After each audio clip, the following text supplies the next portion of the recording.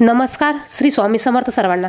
स्वामी महाराज तुमच्या सर्वांच्या सर्व चांगल्या इच्छा पूर्ण करोत ही स्वामींचरणी प्रार्थना करते आणि आजच्या व्हिडिओला सुरुवात करते. आज सोमवार बघा, आज सोमवारी चंपाषष्ठी आलेली आहे. आपल्या सर्वांच्या घरामध्ये चंपाषष्ठी हा सण मोठ्या उत्सवाने साजरा केला जातो. या दिवशी खंडेराव महाराज यांची सेवा केली जाते, यांची पूजा केली जाते आणि चंपाषष्ठीच्या दिवशी खंडेराव महाराजांची तळी देखील भरली जाते. आजच्या दिवशी आपल्याला संध्याकाळी बघा कापूरसोबत ही एक वस्तू जाळायची आहे. यामुळे तुमच्या घरात असलेली सर्व निगेटिव्ह ऊर्जा, नको असलेल्या बाधा ह्या निघून जाणार आहे. घरात मुलांची, पतीची प्रगती होणार आहे, घराची प्रगती होणार आहे. चंपाषष्ठी या दिवशी आपण खंडेराव महाराज यांची तळी भंडार करत असतो. त्याचप्रमाणे ज्यांच्याकडे षडरात्री उत्सव चालू आहे त्यांचा हा षडरात्री उत्सव, या उत्सवाची सांगता ही 6व्या दिवशी म्हणजे आज चंपाषष्ठीच्या दिवशी असतात. याच दिवशी खंडेराव महाराजांचे घट देखील उठवले जातात आणि संध्याकाळी तळी भंडार केला जातो. तळी भंडार करून नैवेद्य दाखविला जातो. नैवेद्यामध्ये बाजरीची भाकरी, वांग्याचं भरीत म्हणजेच रोडगा, याचबरोबर कांद्याची पात याचा नैवेद्य आपण खंडेराव महाराजांना, त्याचप्रमाणे आपल्या देवघरातील देवांना दाखवत असतो. तुमच्या घरामध्ये जर का तुम्ही तळी करत असाल किंवा नसाल, तुमच्या घरामध्ये खंडेरावांचा टाक असेल किंवा नसेल, आपण सर्वांनी आजच्या दिवशी सायंकाळी प्रदोष काळामध्ये आपल्याला आपल्या कुलदेवताची तळी भरायची आहे.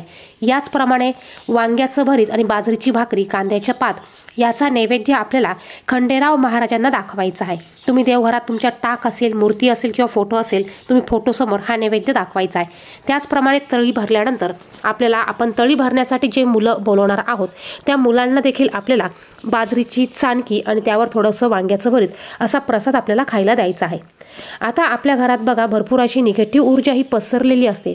निगेटिव्ह ऊर्जा ही आपल्याला दिसत नसते, पण ती जाणवत असते.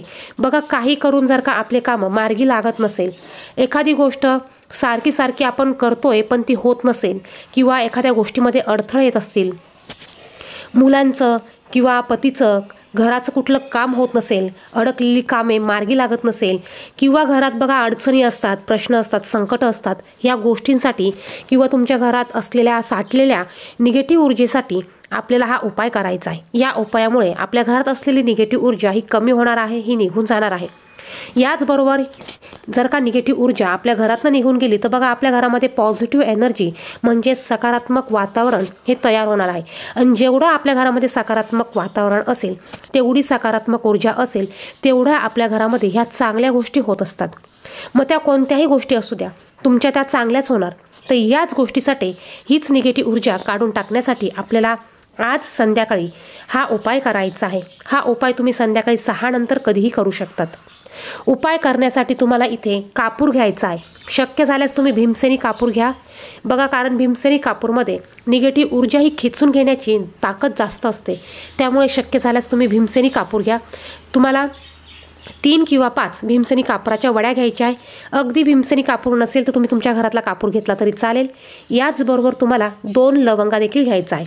बघा, आज खंडेरावांचा दिवस आहे, यामुळे आपल्याला जास्तीत जास्त आज खंडेराव महाराजांची सेवा करायची आहे. जास्तीत जास्त आपल्याला त्यांचा जप करायचा आहे. येळकोट येळकोट जय मल्हार, सदानंदाचा येळकोट, त्याचबरोबर खंडेराव महाराज की जय, असं तुम्ही दिवसभर त्यांचं नाव घेऊ शकतात, नामस्मरण करू शकतात. त्यांच्या ज्याही काही सेवा आहेत या सेवा तुम्ही करू शकतात. तर आज संध्याकाळी बघा आपल्याला कापूर घ्यायचा आहे, आपल्या हातामध्ये कापूर घ्यायचा आहे आणि त्यानंतर 2 लवंगा घ्यायचा आहे. यानंतर आपल्याला आपल्या देवघरासमोर बसायचं आहे. देवघरात आपल्या बघा खंडेराव महाराजांचा फोटो असेलच, मूर्ती असेलच. नसेल तर आपल्या सर्वांच्या देवघरामध्ये महादेवांची शिवलिंग असतेच. आपल्याला शिवलिंगासमोर किंवा देवघरासमोर बसायचं आहे. अगोदर दिवा लावून घ्यायचा आहे, अगरबत्ती धूप लावायचा आहे. बसण्यासाठी आपल्याला एक आसन घ्यायचं आहे. यानंतर आपल्याला खंडेराव महाराज यांचं नामस्मरण करायचं आहे. तुम्हाला जर का त्यांचा मंत्र जप माहिती असेल तर तुम्ही ते बोलू शकतात, किंवा मग आपल्याला महादेवाची सेवा करायची आहे. बघा, आपल्याला महादेवाची सगळ्यात सोपी म्हणजे ओम नमः शिवाय या मंत्राचा जप करायचा आहे. तुम्हाला शक्य होईल तेवढ्या वेळ तुम्ही करू शकतात. कारण बघा, खंडेराव महाराज हे शिवाचे दुसरे अवतार आहेत. शिवाचं मार्तंड अवतार म्हणजेच खंडेराव महाराज आहे. त्यामुळे आपल्याला यांचं नामस्मरण करायचं आहे. नामस्मरण करून झाल्यानंतर या वस्तू आपल्याला एका पंक्तीमध्ये घ्यायच्या आहेत आणि पंक्तीमध्ये ह्या वस्तू आपल्याला प्रज्वलित करायच्या आहे. या वस्तू प्रज्वलित केल्यानंतर आपल्याला आपल्या ज्याही काही इच्छा असतील त्या आपल्याला बोलून दाखवायच्या आहे, त्या सांगायच्या आहे. किंवा मग तुम्हाला असं म्हणायचं आहे की माझ्या घरामध्ये जीही काही निगेटिव्ह ऊर्जा असेल, जीही काही वाईट शक्ती असेल, जीही काही वाईट बाधा असेल की ज्यामुळे माझ्या घरात चांगल्या गोष्टी होत नसेल, कामे मार्गी लागत नसेल किंवा लक्ष्मी स्थिर राहत नसेल, लक्ष्मीचं आगमन होत असेल, तर ह्या गोष्टी माझ्या सॉल्व्ह होऊ दे किंवा ह्या गोष्टी माझ्या बंद होऊ दे किंवा निगेटिव्ह ऊर्जा असेल तर ते निघून जाऊ दे, घरात लक्ष्मीचं आगमन होऊ दे, असं तुम्हाला तिथे बोलायचं आहे. आणि यानंतर हा कापूर आपल्याला आपल्या घरामध्ये सर्वत्र पसरवायचा आहे. म्हणजे आपल्याला ह्या कापराचा धूर आपल्या घरामध्ये सर्वत्र पसरवायचा आहे. हा कापूर तुम्ही तुमच्या पूर्ण घरामध्ये फिरवून आणायचा आहे. त्यानंतर तुमच्या मुख्य दरवाजापासून सुद्धा हा कापूर तुम्हाला फिरवून आणायचा आहे. आणि यानंतर आपल्याला हा कापूर तुम्ही तुमच्या मुख्य दरवाजावर ठेवू शकतात किंवा मग तुम्ही पुन्हा तुमच्या देवघरामध्ये आणून ठेवू शकतात. आता जोपर्यंत हा कापूर प्रज्वलित आहे तोपर्यंत आपल्याला हा कापूर पूर्ण जळू द्यायचा आहे. यानंतर हा कापूर जळाल्यानंतर याची जी राख शिल्लक राहणार आहे किंवा मग याच्यामध्ये बघा लवंगाच्या ज्या अर्ध्या तुकडे असतील किंवा तुकडे असतील, ही सर्व राख आपल्याला एखाद्या झाडाच्या खाली टाकायची आहे. आता हे थंड झाल्यानंतर तुम्ही टाकू शकतात किंवा दुसऱ्या दिवशी देखील टाकू शकतात.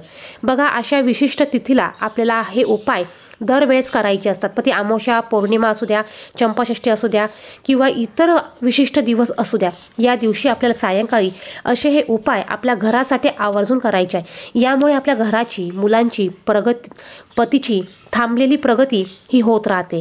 व्हिडिओमध्ये सांगितलेली माहिती आवडली तर व्हिडिओला नक्कीच लाईक करा.